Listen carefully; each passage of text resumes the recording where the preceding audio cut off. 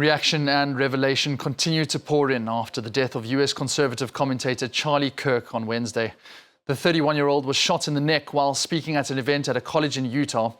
His death sparked outrage and distress across the aisle as Donald Trump announced Kirk would receive a posthumous Presidential Medal of Freedom. The sniper who inflicted the fatal single shot is believed to have jumped off a roof and fled into a neighborhood. Despite the release of photos by officials, the suspect is yet to be identified, while a $100,000 reward has been offered for information. Much is still unclear 24 hours later, but what remains true is that political violence in the United States is not a new phenomenon, as Solange Majat explains.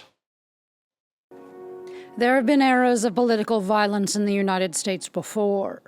Just look to the deaths of Abraham Lincoln or John F. Kennedy. It appears as though something has happened in the motorcade route. But of late, the list is tragically long. There are the failed assassination attempts towards Donald Trump. Shot at a campaign event in July 2024, he survived with a minor ear injury. 2 months later, at a golf course, Secret Service managed to impede another attempt. Reuters has identified 300 cases of political violence between the January 6, 2021 riots, where multiple people died, and Trump's second presidential election, the most significant surge since the 1970s. And such acts have continued. This past June, 2 state lawmakers and their spouses were shot in Minnesota. Melissa Hortman and her husband were killed. Senator John Hoffman, also a Democrat, and his wife survived. Beyond these murders, there have also been a slew of acts of violence in recent years. Pennsylvania Governor Josh Shapiro's residence was firebombed in April. 3 years ago, the husband of then House Speaker Nancy Pelosi was beaten with a hammer in his home. Representative Steve Scalise was shot in 2017. And before him, Representative Gabby Giffords was shot in the head in 2011. In a statement, she wrote of the risks that such political violence caused to society. Democratic societies will always have political disagreements, but we must never allow America to become a country that confronts those disagreements with violence. Perpetrated by individuals on the left and on the right, the mentally disturbed and the radicalized. The issue of political violence is exacerbated by extreme rhetoric, ever-divisive politics, and an abundance of firearms in the United States. Let's dive into the detail now with Jonathan Katz, fellow in governance studies at Brookings in Washington and co-editor of the 2025 Democracy Playbook. Welcome to the show, Jonathan. Thanks so much for joining us. Obviously, our focus right now is on Charlie Kirk, but his shooting is part of a growing trend that we've seen since the insurrection in 2021. Are politicians more than ever seen as legitimate targets? No, there's no excuse and no space for political violence in the United States. I think, as you pointed out, this has been a challenge in the U.S. Throughout our history. We see upticks in violence, but also increased polarization and concerns, including from Americans, about this very issue. So there's no space. And I think it's really important, as we're seeing from most political leaders, responsible statements denouncing what's taken place, holding those accountable for acts of political violence. And I think we have to think about political violence beyond just physical. We live in a world of increased levels of harassment, intimidation, and threats online. And those aren't even being calculated in sort of the number of incidents that you see. So it's an incredibly challenging moment for U.S. politics. And this is really where we need leaders across the United States to come together to say this isn't normal, this isn't acceptable. And we heard that from Gabby Giffords. We heard it from the governor of Utah, governor of California, and many others. Instead of those who may be out there trying to fan the flames, I think most politicians are saying the right thing. You talked about that rhetoric and how what manifests from these online spaces, or just in terms of what people are saying, to the physical, to these assassinations. How do we go on to then securitize the space which we're living in? How do we prevent that from actually manifesting itself that way? First thing, it starts with leadership. And this includes from the president down to state and local officials, because what you're also seeing is when you have, even in the case of Minnesota, where I think lawmakers on both sides of the aisle were quite right in terms of responding to that violence, to those assassinations, one attempt, but one that was certainly led to the deaths of a former state senator. But you also had leaders that were fanning the flames, and you can't have that. So as long as we have some people still out there, including elected leaders, fanning flames, it can lead to a continuation of violence. And it doesn't go to the issue of how do you solve these challenges, both at the local, state level and nationally. And so we need to act responsibly, but we also need to look to the tech companies to play a role in content moderation. And we need to be asking more from different parts of our societies to step up and play a role. And this violence is completely unacceptable, whether it's online, physical or psychological threats to election officials, to judges, to private sector. This is bleeding everywhere. Well, you mentioned those tech spaces. Of course, we can't mention this without Elon Musk, the ex-owner. He has immediately gone on to blame the left for this. Donald Trump also went on with a very similar turn of phrase. It's not helpful, is it?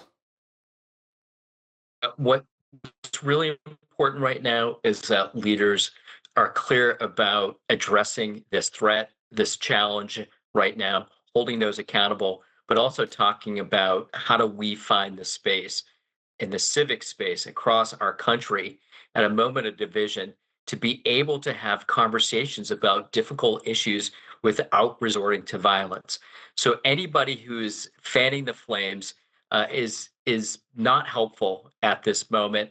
And what we need to hear from leaders, whether it's President Trump or even private sector, whether it's Mr. Musk, is to hear about how do we solve these problems, work together, and build a space where we can have these conversations. So finger pointing is not helpful. And as you alluded to in laying out acts of political violence in U.S. history, even recently, it's coming from different directions in the U.S. It's not one political party or the other political party.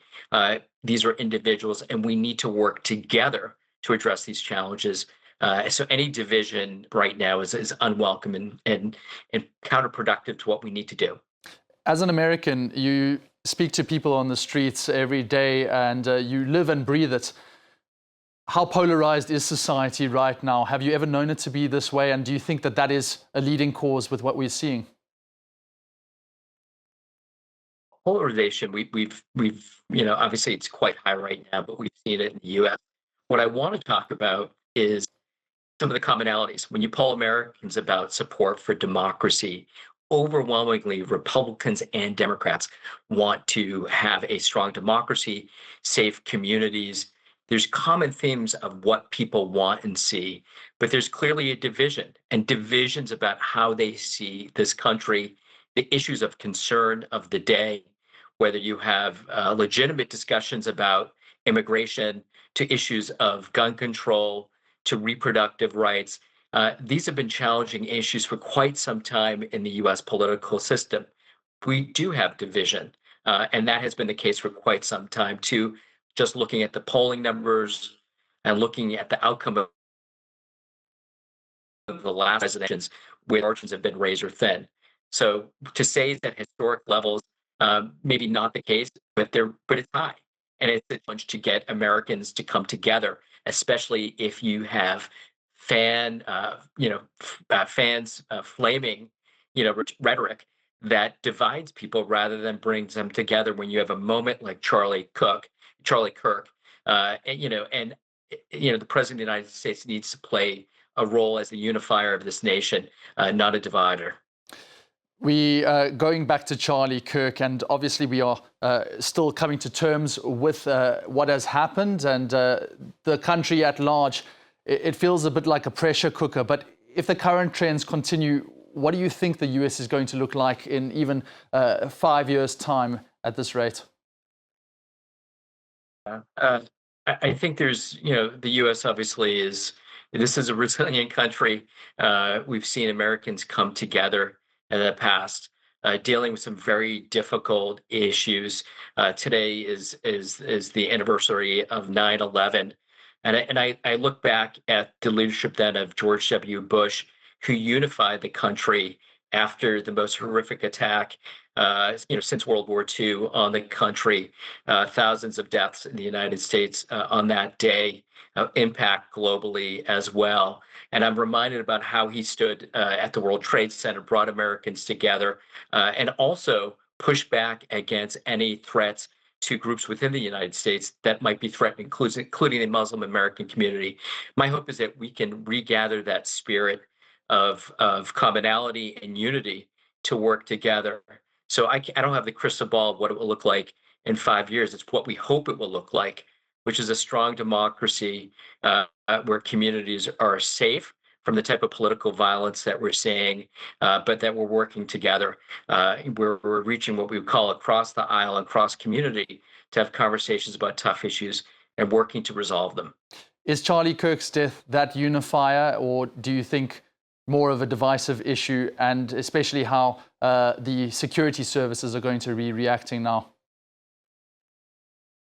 I think it can be a unifying moment if political leaders want it to be. If political leaders decide that they want to use it for other purposes, then you can further divide the public. And it also matters greatly the response from the federal government to this. And of course, already we've seen over the last several months action taken, but that many are concerned about, some support. We'll have to, we're going to have to see. The most important thing is that there are resources available. There's strategies. There's local, state, and national level figures that are ready to work together. Faith-based communities. The United States is a big country with a lot of capacity and a lot of goodwill. But if the administration that's in place wants to push it in a different direction and not towards that common goal that we want, a safe and secure democracy, it can be a challenging moment. And we all hope that's not the case. And we hope that this is an opportunity to bring Americans together rather than tear them apart. On that message, Jonathan Katz, thank you so much for joining us here on the World Roundup Show on France 24 and Apropos. That was Jonathan Katz, Fellow in Governance Studies at Brookings in Washington.